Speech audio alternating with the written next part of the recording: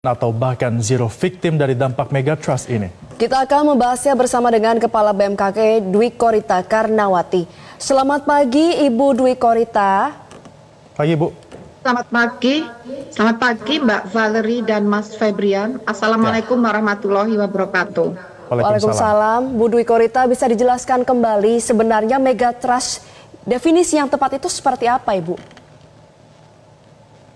Jadi sebagaimana yang beberapa kali disampaikan, megatrust itu sebetulnya merupakan suatu zona tumbukan lempeng antara lempeng kerak Samudra Hindia atau Indo-Australia yang menumbuk masuk menunjang di bawah lempeng benua Eurasia.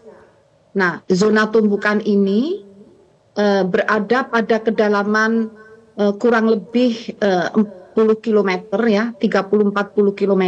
Kalau kita katakan dalam gempa bumi itu kedalaman dangkal, dan karena tumbukan ini dapat mengakibatkan terjadinya patahan naik yang dapat memicu terjadinya guncangan gempa. Kekuatannya beragam, mulai dari kekuatan yang lemah hingga kekuatan dapat mencapai 8,5, 8,7, bahkan di waktu di Banda Aceh, waktu di Aceh ya, sebelah barat Aceh itu mencapai 9,1. Nah, yang dikhawatirkan adalah apabila saat terjadi tumbukan, terjadi patah naik dan menimbulkan kekuatan hingga mencapai 8,5 lebih, bahkan mencapai 9. Nah, inilah yang dikhawatirkan juga dapat memicu terjadinya tsunami yang sebagaimana pernah terjadi kurang lebih 20 tahun yang lalu. Dan itulah kenapa di BMKG sejak tahun 2006 hingga 2008 dibangun sistem peringatan dini tsunami atau juga info dini gempa bumi yang disertai dengan sistem peringatan dini tsunami. Jadi itulah sebetulnya yang dimaksud sebagai megatrust tadi, merupakan zona tumbukan lempeng pada kedalaman dangkal tadi yang memicu terjadinya patah naik yang melepaskan energi dengan guncangan yang sangat kuat. Meskipun guncangan yang lemah pun bisa terjadi. Demikian. Apakah tanda-tanda megatrust ini bisa diketahui dan sudah terjadikah di Indonesia, Bu Dwi Korita? Sebetulnya sudah terjadi beberapa kali ya. Karena megatrust ini zona tadi kelihatan gambarnya ya, di sebelumnya ditayangkan di layar, itu terdiri dari beberapa segmen, bukan suatu lengkungan yang utuh ya, bukan lengkungan yang utuh, tidak, tapi itu kelihatan seakan-akan kotak-kotak, itu segmen-segmen. Jadi bergeraknya itu tidak serempak sekali bergerak, tapi beberapa bagian bersegmen-segmen.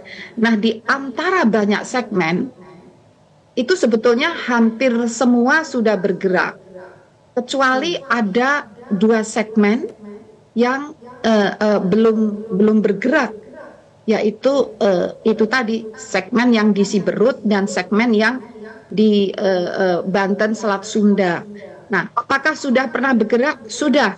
Misalnya pergerakan yang di Banten dan Selat Sunda ini pun sebetulnya sebelumnya sudah bergerak. Itu misalnya tahun 1804 itu terjadi gempa dan tsunami di Jawa Tengah. Kemudian terjadi juga gempa dan tsunami di Jawa Timur itu tahun 1818. Terjadi gempa dan tsunami di Jawa Timur dan Yogyakarta 1840 dan seterusnya. Tahun 1857 diikuti gempa tsunami di Jawa Barat 1859 ya, kemudian 1921, 1994 dan yang terakhir tahun 2006. Jadi sebelumnya itu sudah terbukti bergerak, namun pergerakannya ini kan ada selang waktu antar pergerakan yang sebelum dan sesudahnya. Nah, ini ada selang waktu tertentu, durasi tertentu, misalnya sekitar 200 tahunan atau 300 tahunan. Nah, saat ini misalnya yang ada di mana? Di Siberut ini belum bergerak selama selang waktu yang kurang lebih kan terulang lagi. Ini belum bergerak. Nah, sehingga itulah yang menjadi kewaspadaan. Katakan yang terakhir sudah terjadi misalnya 200 tahun yang lalu atau 260 tahun yang lalu, namun sekarang ini sudah masuk ke 260, belum bergerak, sehingga kita waspada, belajar dari data untuk bersiap-siap, bukan untuk menakut-nakuti, karena ini sebetulnya bukan informasi yang baru. Info ini sudah banyak kali disampaikan oleh para ilmuwan atau pakar gempa bumi, sebagaimana yang sudah disampaikan oleh pakar-pakar dunia lainnya seperti di Jepang. Tujuannya bukan menakut-nakuti, tapi tujuannya adalah untuk persiapan, kesiapsiagaan untuk mitigasi. Demikian. Baik, Bu Dwi Korita, lantas apa langkah mitigasi yang akan dilakukan oleh BMKG? Jadi seperti tadi ya, misalnya yang belum bergerak itu, yang sudah saatnya bergerak tetapi belum bergerak itu terutama diidentifikasi adalah Megatrust Mentawai. Megatrust Mentawai yang tadi saya katakan Pak, melewati Siberut tadi ya, nih Mentawai, yaitu di situ ada Siberut ya. Nah, kemudian juga Megatrust Selat Sunda yang sebetulnya sudah mulai periode ulangnya tapi belum bergerak. Jadi kita nomor satu mengidentifikasikan. Kemudian BMKG bekerja sama dengan berbagai pihak ya. Ini terutama para ilmuwan gempa bumi, misalnya ada konsorsium gempa bumi dan tsunami nasional di Indonesia. Itu pakar-pakar tadi, kami melakukan kajian bersama. Jadi kemudian perlu kita ketahui langkahnya itu ada dua hal. Pertama secara teknis ya, secara teknis. Kemudian yang kedua adalah langkah secara sosial budaya. Nah, secara teknis kami menguatkan observasi, monitoring. Jadi setiap gerakan di zona megatrust terus kami deteksi, dan sebetulnya sudah ada gejala gerakan tapi kekuatannya masih sangat lemah. Jadi belum kekuatan yang katakanlah mencapai 8 lebih. Nah, ini kita deteksi terus, kemudian kita siapkan sistem selain monitoring juga peringatan dini. Peringatan dini ini sengaja dibangun untuk menghadapi gempa megatrust tadi. Sehingga apabila gempa itu terjadi, kemudian kita bisa memprediksi apakah akan diikuti tsunami atau tidak. Nah, biasanya diikuti tsunami tergantung posisinya di mana.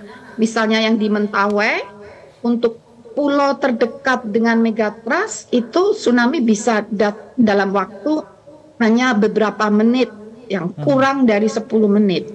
Namun kalau posisinya misalnya di Padang yang agak lebih jauh dari megatrust, itu bisa mencapai kota tersebut katakanlah dalam waktu 30 menit.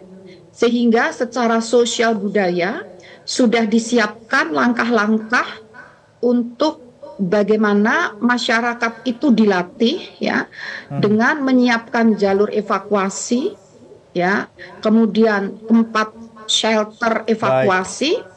Dilatih selama sekian menit itu harus bisa mencapai. Kalau belum bisa ya pemerintah daerah sudah mulai diterapkan di tengah masyarakat ya, sarana prasarananya. Baik, kita harapkan agar hal ini bisa menjadi mitigasi, bukan hanya sekedar menakut-nakuti bagi masyarakat, tapi juga masyarakat bisa bersiap untuk dapat menghadapi ini. Terima kasih Kepala BMKG Dwi Korita Karnawati sudah bergabung bersama kami dalam Metro Pagi Prime Time.